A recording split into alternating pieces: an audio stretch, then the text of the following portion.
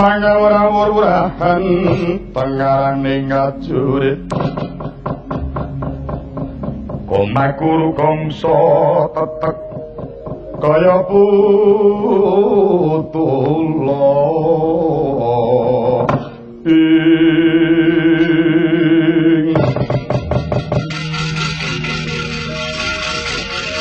panising kurang wesi mangkoto kang kegitir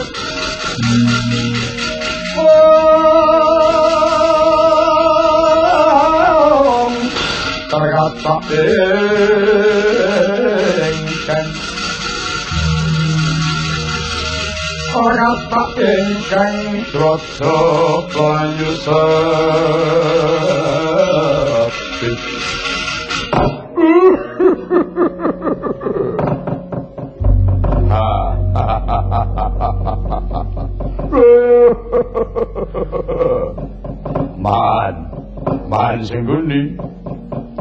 Man sengguni sampeyan nedahen jawi ingkang pendapi tur sasana nyuwun werti lho. Man sengguna sampeyan nedahen jaba lenggah pendapa tur sasana nyuwun werta lho. Menapa wigatos sing pasiwakan panganja kananing putra jengandika kulawarga Darangastina. Satriya Manjajuna Dursasana man.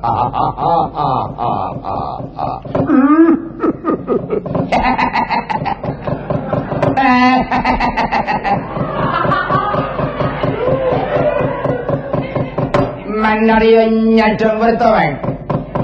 Mansengguni glayu jawa wae. Menapa wigatos sing pasiwaken keparo babari putra jengandika kula pun jilma ganti wae. Ora ngono kok jilma ganti iki kok renyah men saiki. Pripun to wae? Pun ayam tentrem ati kula kok wae. Kowe ya isih golek wedi ya.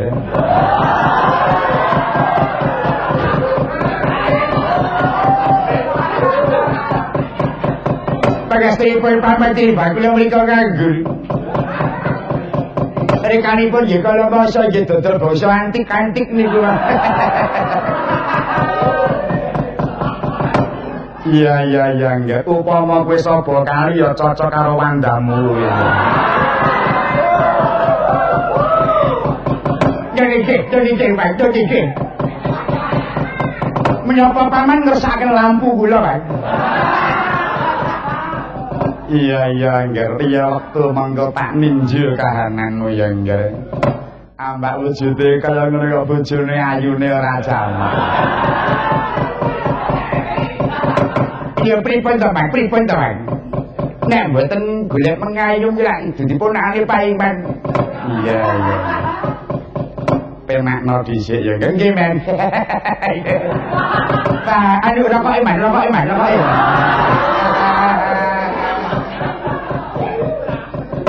Bareng dialem kok terus ngalup. Kula nyuwun dawuh paman apa wigatos sing paman pangobati putra sing ngandika kula pun karto mamu. Kula ingkang putra pun tirta paman, kula pun swatama.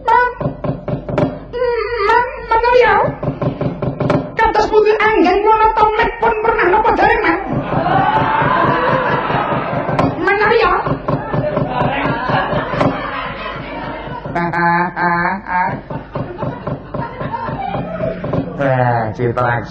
citraksi pono kawan kelangenan ya kaya ngono. Pripun? Iya, nyambut gawemu apik. Nyambut gawemu wis ora ana sing cicil. Mila mriko, Mang. Nyuwun tindakan, Mang. Bareng dialem kok terus malah obor. Anak-anakku nggih kabeh para Kurawa aja padha saur manuk. Jroning kowe padha ngadhep ana ngarasaku nganggo aksara ma 3 perkara. Ngo kang sepisan ngrungokno, ngo kang kaping pindho ngrasakno, ngo kang kaping 3 nglakonana. Mendengarkan, merasakan, melaksanakan. Iya, pancen mengkono. Pripun, Man? Ngene ya nggih. Ingkang rinumpaka ning pasewakan Sanarsi Lumana kang wektu iki wis dadi dwijaning Pandhawa kelawan Kurawa. Kepareng bakal paring piwulang marang kabeh para siswa. Ya mung jroning bakal paring piwulang ana sarate supaya Pandhawa kelawan Kurawa kuwi manunggal bisa langgeng kudu ditumbali. Tumbali napa? Napa ayam cempeng cemani? Menapa pitik putih mulus? Wujuding tumbal dudu ayam nanging menungsa. Menungsa sing dadi urup-urup marakake ora rukun Pandhawa kelawan Kurawa. Lho, sinten? Sampeyan, Man. Kowe iki yen ngomong mbok diati-ati. Aku ki nek dawuh aja tok endhek kok ndak lali. Lho lha nggih sinten?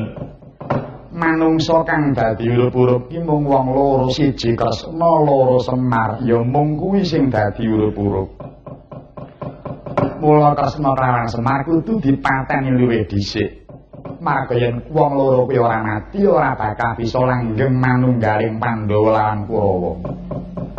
Bareng tak pikir pancen bener iki nggih bener.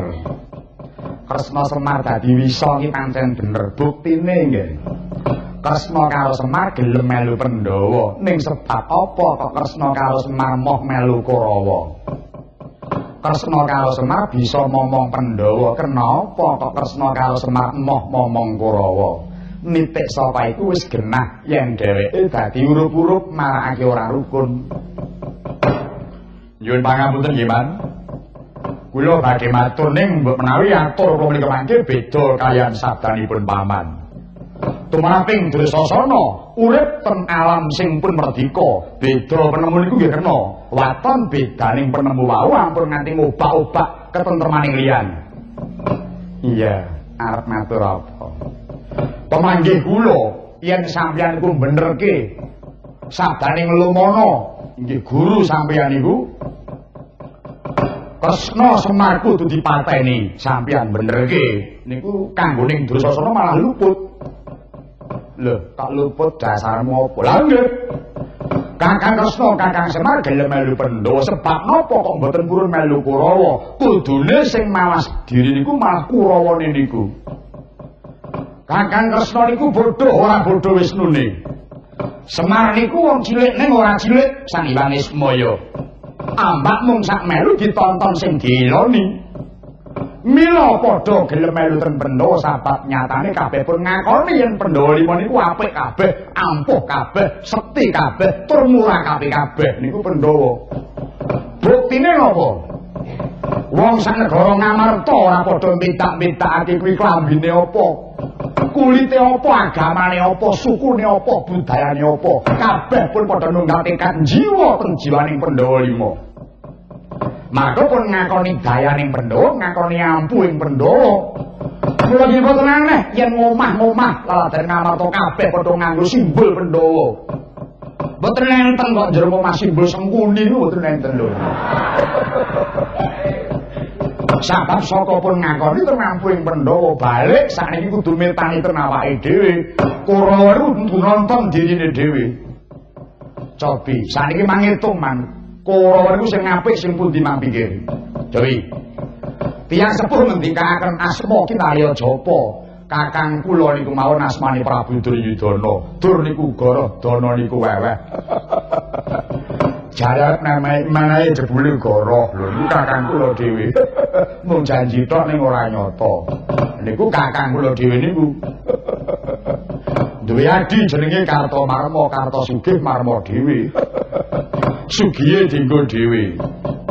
Amal ora tau, sosial ora tau. Nggih sok nyili dhuwit ning anake. Lho niku mangripun. Niku jane nulung napa nekak niku.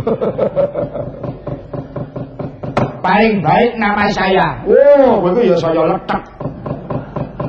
Durma gati, Durgara gati penting lho. Sing tak penting iki mung gawe bojomu kuwi ya ora. Akhire entuk dhuwit ewuh le arep metu. Kajenge. nek konangan ngono kuwi mila nggih man. Yen pancen kula kepengin diloni Kakang Kresna Kakang Semar nggih mang nyunto Pandhawa. Nolak ten Pandhawa. Oh, tenang kok man. Kula akoni nadyan kula iki mapan ten negara mesti nangis menika niki gandrung kalih kautamaning Pandhawa. Angger gelem jiwa ten Pandhawa mulya donya kepenak ngakhirat niku tenan. Nyatane jiwane wong lima niku mboten ajeng kok ngembari kaliyan agami niku mboten. Oh, babar pisan mboten. Mboten ajeng ngagamake Pandhawa, mboten ajeng mendhawake agama niku mboten kudu dipenggalih sing tenan. Mangga niku mujudake gegondelaning murid ten negara sing pun merdika. Kanthi lambaran limang perkara nyatane saged ngrukunake marang wong-wong kang mapan ten Nuswantara kang dumadi saking pinten-pinten ewu puluh niku. Mila nggih man, nek nganti cilik ngrasani elek ten Kakang Kresna Kakang Semar gedene ajeng mateni. Oh, man. Padha karo jeleh nyawang srengenge lho niku tenan. Lah wong jarak kok kali Kakang Semar kali Kakang Kresna kangge tumbal. Kula nggih gumun kali pendhitane niku, Man. Oh, pendhita kok merintahke mateni wong niku piye? Niku pendhita cara pundi niku? Mongko pendhita niku kesabarane mboten winates. Ana wong sing ngluput kelawan pendhita, pendhita tetep isih menehi pangapura. Beda kali satriya. Satriya niku oleh ngersa adil kanthi hukum kali ganjar, pangapurane winates niku satriya. Bareng niku pendhita lho. Pun ngaku pendhita kok ngrasani eleke wong. Luwih-luwih ajeng ngilangi nyawane wong niku terus pendhita cap napa kaya ngoten iki. Nggon kawruh, nggon piwulan, nggon pitutur lho kok malah ajeng mateni wong. Nek pancen pendhita tukang mulang, mulange sing apik, mulang sing mboten apik aja nganti gawe urup-urup. Pira-pira geni lagi dadi disirep aja nganti ngobar kahanan. Lho niku. Mboten kok pendhita ngobar kawontenan terus dadi urup-urup, marake ora rukun. Ku njero pripun? Pedahe apa ning ibadah? Pedahe apa sing manembaken pangeran? Nek mung gawe urup-urup kaya ngoten niku. Mboten apik niku. Mula nggih mula man milih pendhita kudu ngati-ati. Jare nek ampun enten to man pepeling. Pepeling tembange dandang gula yasane Swarginjeng Sunan Kalijaga. Lamun sira hang guru kaki milya manungsa kang nyata ingkang becik martabate. Sarta ing kukuh lan wirangi. Lho, lan sak panunggalane nek kula niki apal. Jane ora tenan-tenan pancen niku. Nek kok sampeyan ku pripun anggere ana kiai-kiai atau grudu. Mara gurone ana pendhita saja isih kebul-kebul grudu. Tanpa nganggo meto walah man. Nek jane awake dhewe niku pun duwe pendhita sing pempengan. Siji Eyang Abiyasa, kalih Eyang Bisma, tiga Bapak Durna. Ku jane pendhita pempengan kabeh. Ana mung saka Kurawa sing boten tau ngudi ten kautaman, ngudi ten keluhuran. Sing diudi mung wis kelambe blendhuke wetenge dhewe-dhewe. Nek wis blendhu wis ora eling apa-apa. Saya sampeyan iku. Patih mung gaweane merintah ora nyontoni. Ana ditindakake ora ana apa turah gawa mulih dhewe lho. Lha pripun sampeyan niku ya piye? Lah mbak sampeyan wis sugih ya ora pasal padang buayane. Mangga sapa? Nika nggih tembang aja ndodol nika. Wis. Wis Dur. Mpun. Dur sasana iki nek karo Sengkuni tuwek endi? Aku sepuh sampean. Pinterange Kang Jagat kowe iki bocah nom iki pintere bilu tau nglakoni durung karuan. Balik pakmu cilik aku wis marek mangan gempalaning Jagat. Pinterku pertitis sapet diulang dening kahanan. Kenapa kok kowe mejang kaya kiai karo muridmu? Sengkuni mok paedo kenoni nek strip ana pundak iki aja tok paedo. Ngerti? Bintang iki ngerti? Mboten bintang 7 niku. Ngerti iki tombol loro ngelu. Strip niku. Kuwi jane iki pangkat apa pacar dadi. Lho malah cacar. Wong sing rembug aku ora mbutuh ayo jangamu sing baku aku tampa dawuh saka sinuwun.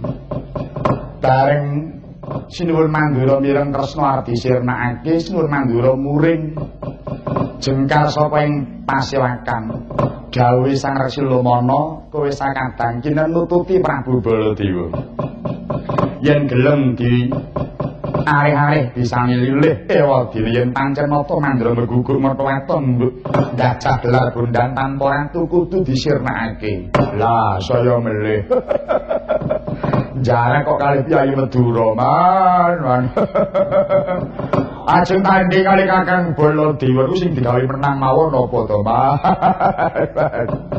oh alah mongke pun golek gawean to man Kakang Baladewa nesu nggih memper wong niku sedulure tuwa Kakang Kresna wiwiteno adine dirasani dipateni apa kakange ora nesu wong niku duwe rasa pangrasa kajaba nek kulite mati ya niku mboten mikir tetapi paman tidak usah khawatir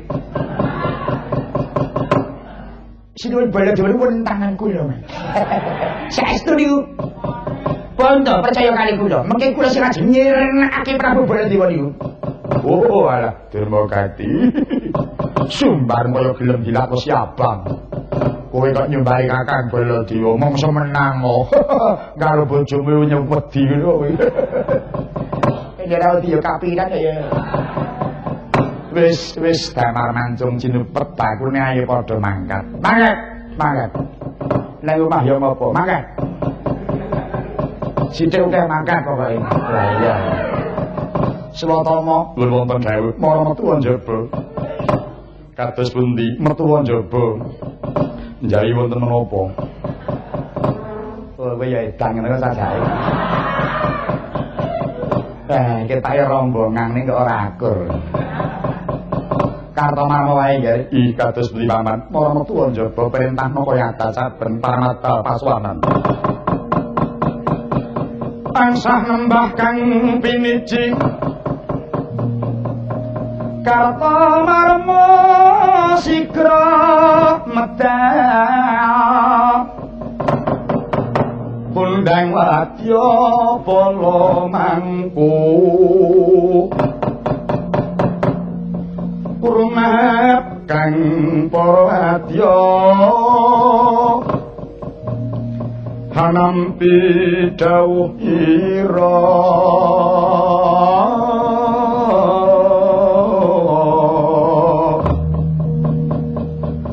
wonten kang sawiya kantun amung nenggo bendhe bidang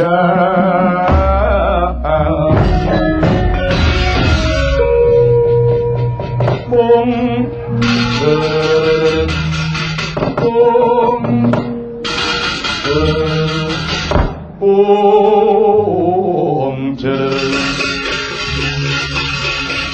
yaksotrahan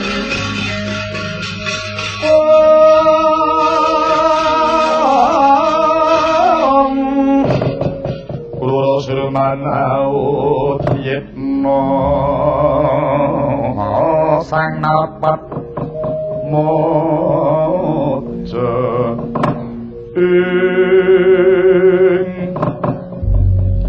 kapar matur dhateng paman Patih Wanci Bodho mboten muji wani sampun samapta enggal pisaleda ing dhiripun Wadyabala. Ya syukur sekti jiwurung para Kartomarma sira ndisi ana dadi dananing laku nuwun paramata nglumiyini paman. Enjing bidal gumuruh saking Astina negeri.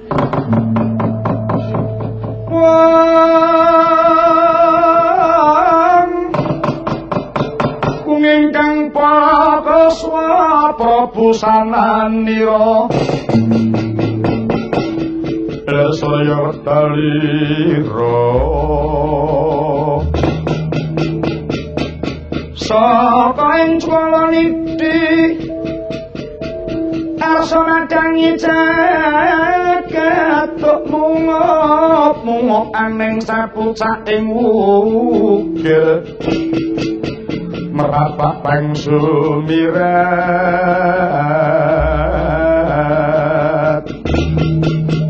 kena soroting surya mikan gunung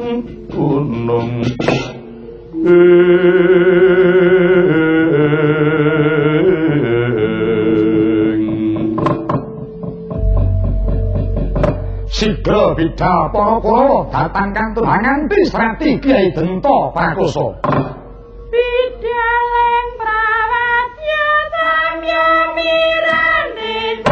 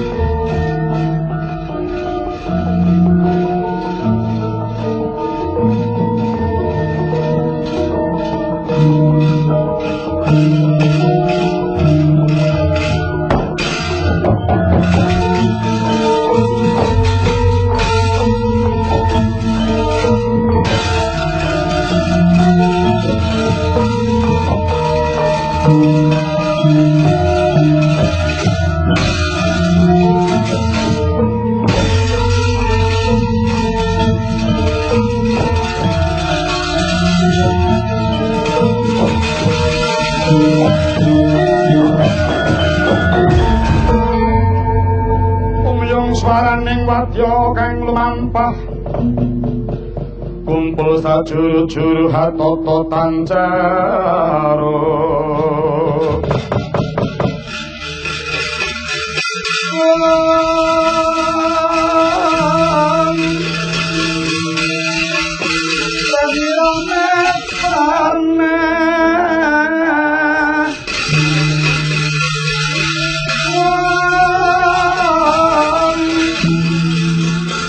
Jami mang pending ngongkong Isang swatama Kang minangka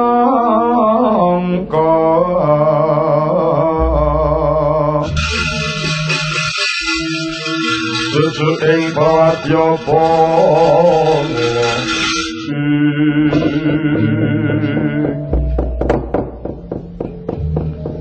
nganti siwenggon lumaku ora pangling iki wayah Mas Antareja kelawan Mas Putu Gatotkaca inggih Eyang Patih kula wayah paduka pun Antareja sungkem kula mugi kunjuk paduka Eyang Patih iya nggih Mas Putu wis ndak tampa paman swata pangerti kula iya wis ndak tampa Antareja sungkem kula Kanjeng Eyang. Iya, nggih wayah Mas Gatotkaca wis tak tampa.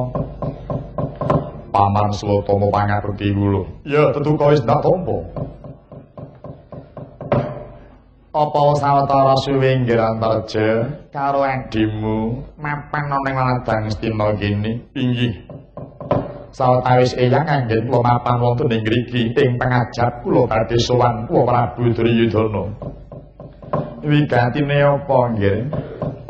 Awal anggen kula tinangisan para kawula ngamarta lumantar wakil-wakilipun ingkang sampun kapitados. Ing mangke kula tuwin kadang mringgo-ndani kagawan sumusul punden kula Pandhawa. Ing nawigatosipun supados daya-daya kadhiraken kundur dhateng negari Ngamarta. Lho.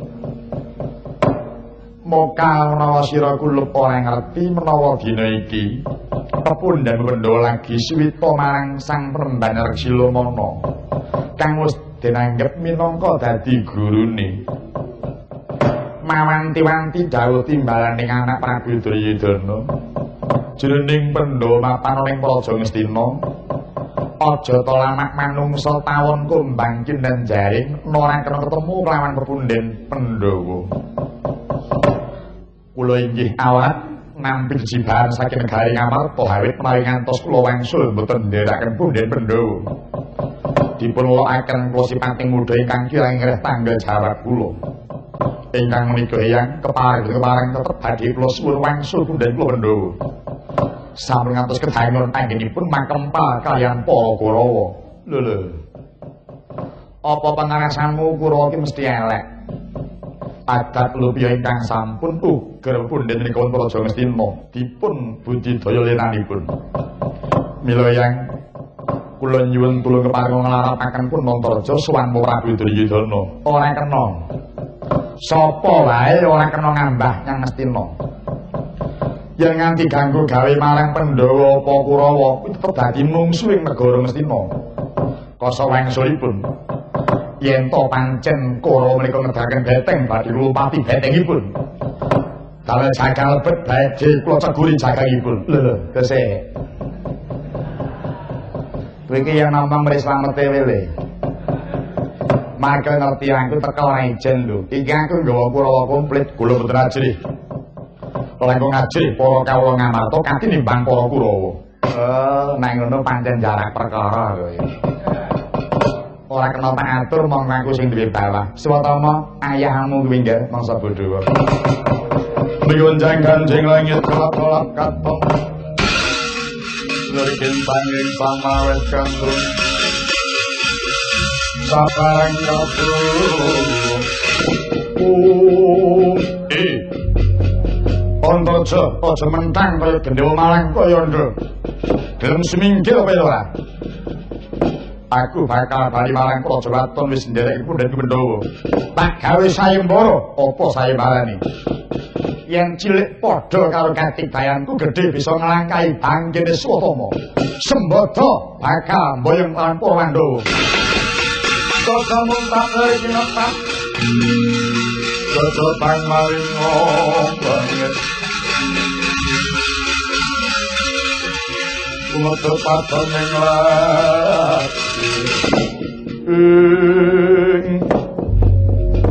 Paman Swatama wangune mentas meguru anyar. Ngoglengake kerismu. Ora susah sapa-sapa sing mupuh sayembarane. Narendra Pringgandani bakal mupuh sayembaraning Paman Swatama. Apa apa? Wani karaku apa kang tau dene? Gibeng lan jengkleh meguru karo patangmu ora minggat ampun stagem Paman Swatama.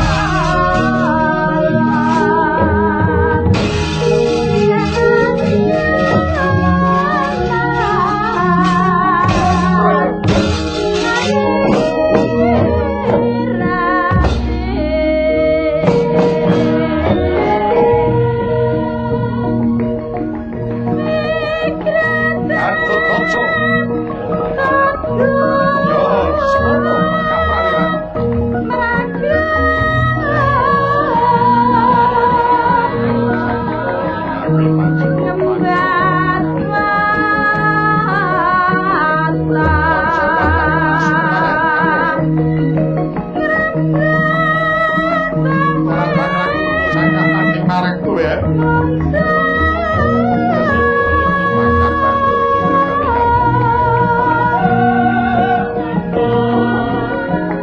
Apa kakak kok? Kita bagi kapan tiba kok ngapa ngali dulu. Leno wangi dawu.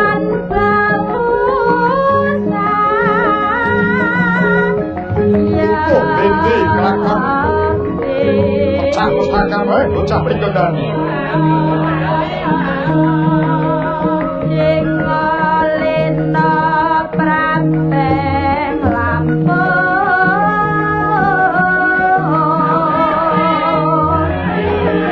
Serno panjane kalungkul dening aku.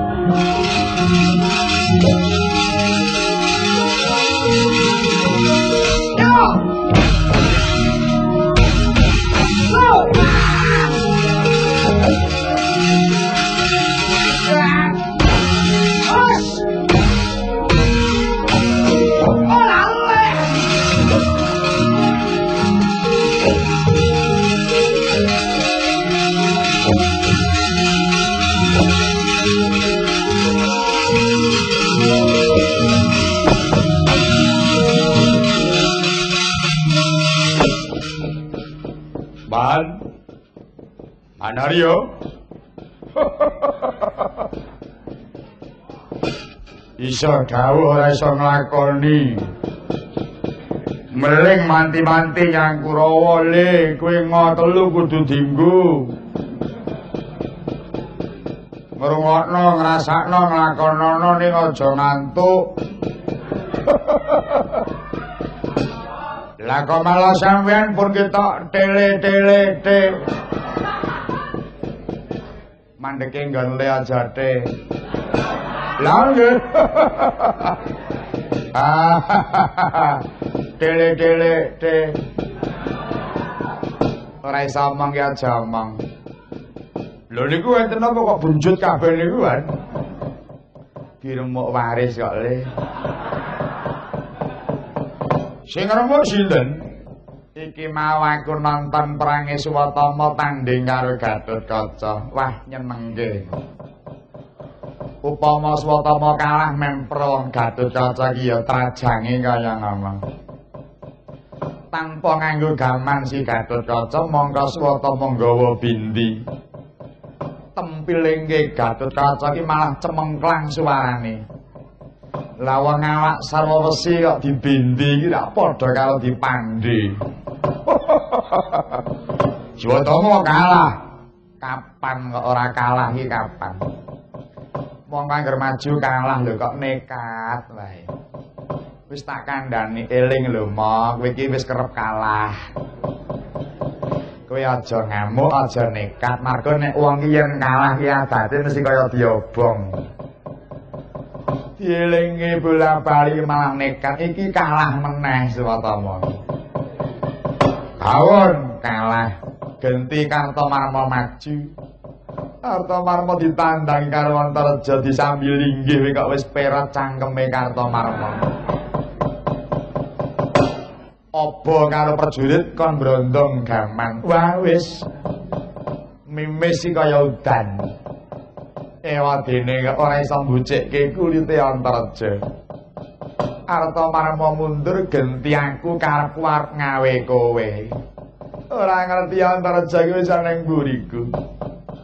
Tanpa seraba-seraba sabukku dilarak bangke aku dicandak. Digawa melayu terus digendong, Citraksi saka lor nututi karo nggawa tutuk kentongan. Karepe Citraksi apik arep nutuk Antareja ning Antareja ndingkluk. Wah, genging kena ning cengelku ra ngono.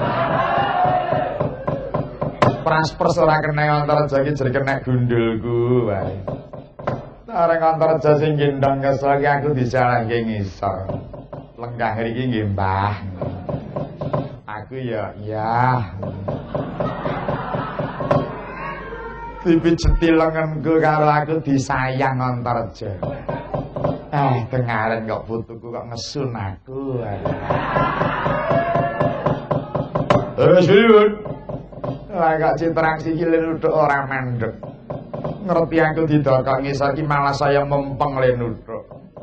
Watake Antareja ngerti pengapesane Citraksi tuthuk kiwa mlembang nengen tuthuk ngarep lembar mburi. Citraksi lena Antareja prayitna, Citraksi ora eling nek Antareja ki iso ambles.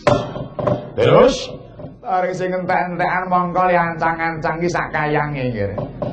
Ku mlawe ning tuthuk kentongan Antareja wis ora enek wis nyampluk raiku. Aku tiba ngletak ki diteter terus karo Raden Mas Jaya Citraksi iki mau. Mudyar kowe, mudyar.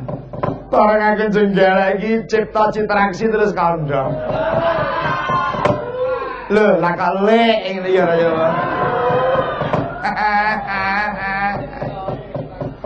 Oh, teman bareng wis katok le nuthuk lagi ngerti nek like.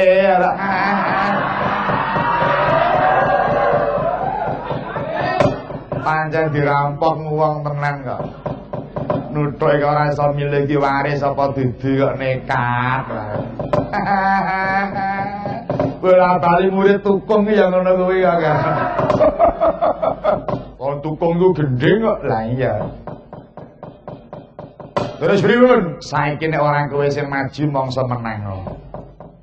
Marga wong semene iki sing dijagake iki ya mung kowe. Marga kala mangsa kowe iki ya sok dadi ndas. Kowe ndek ngisore ranyang kok ya dadi ndas ta kowe. Genah to. Lah iya. Mula mumpung ngejek anget nggih kana mangkata. Mungsuh kula sinten? Mong kari milih Antarja apa Gatotkaca. Wah, bayi kabeh. Menang ora kondang, kalah ngisini-sini.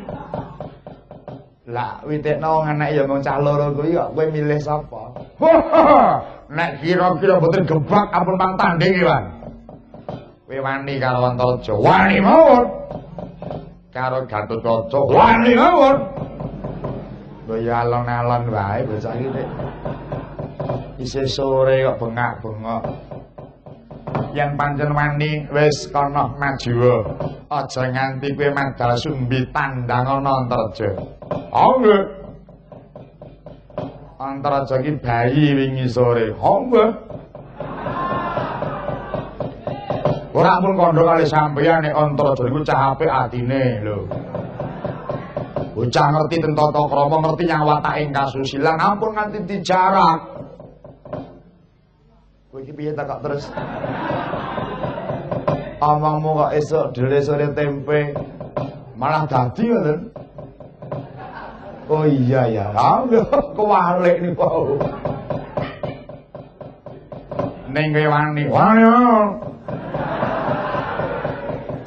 Wani niku wis wangane. Ayo to. Yo, jamin ning nyanyi. Lho. Iya, ya saiki kok jampir ngenyangi perange saiki ya saiki lho. Ya susuran ya nyanyi. Perang ki ora metung wanci, esuk petuk mungsuh ya perang, petuk awan ya perang, petuk sore ya perang.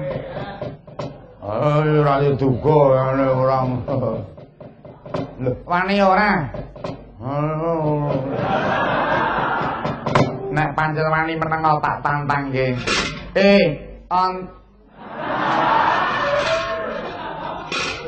Lah iki cahe.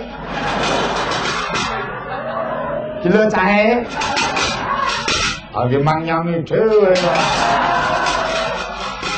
Tekae kaya ya ramah-ramah.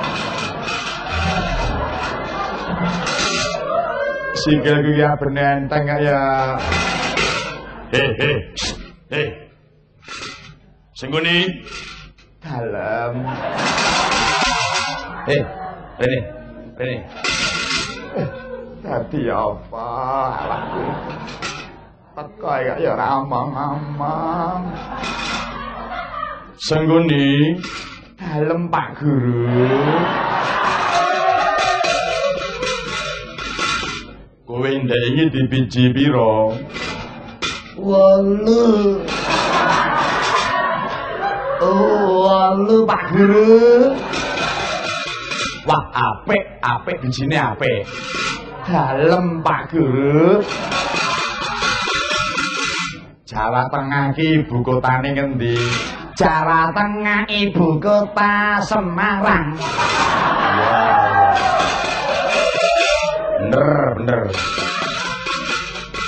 Jawa Timur ibu kota Surabaya. Cocok. Pancen bener. Laladan Surakarta kuwi kutha madya mapan ana ngendi? Wonten Silir.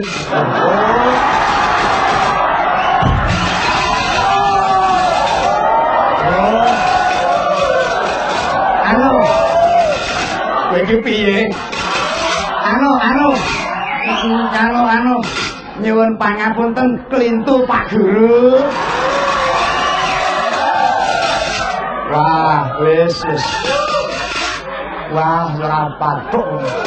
Nyuwun pangapunten klintu Pak Guru. Lah wong ngawur wae iki piye? Wonten Surakarta adine Mat Pak Guru. Piye awakku? Sengguni dalam. Kowe wis tepak.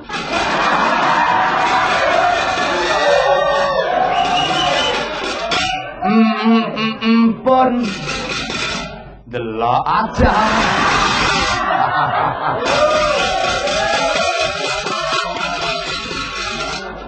Kajen karo ora iki ora mung saka umur ni saka tumindake. Apa wong tuwek nek kaya Sengkuni ora mesti sudi ngejeni. Pancen mestina kuwi sing elek duduhe yang durna ya Sengkuni kuwi. Ngendi nggon ngendi papan angger jeneng Sengkuni mesti kerep rusak ya bener. Mula dibabat sak oyot-oyote. Ayo endi maju kaya atiku para.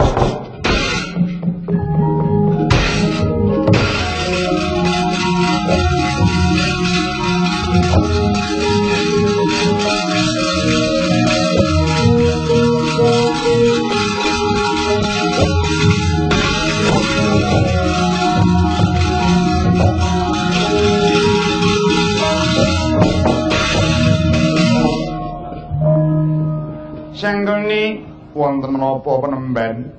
Cari Kurawa perang nggih. Mung suwe sapa? Mengsahipun Nantaraja kaliyan Gatotkaca menang apa kalah? Para Kurawa sami kasoran. Wah, ngisini-sini.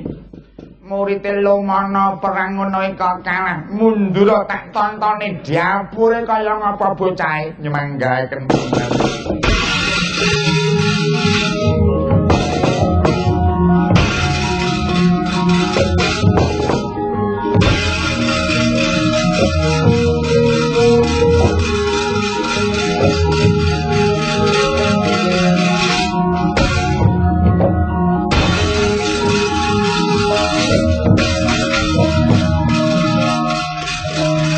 Wangune iki sing jeneng Gatotkaca. Ngawur kowe. Lho, lha kowe sapa? Kowe sapa? Aku Nantaraja. Takang kene arep apa? Bakal nyuwun Haripun dan Gumendhawa.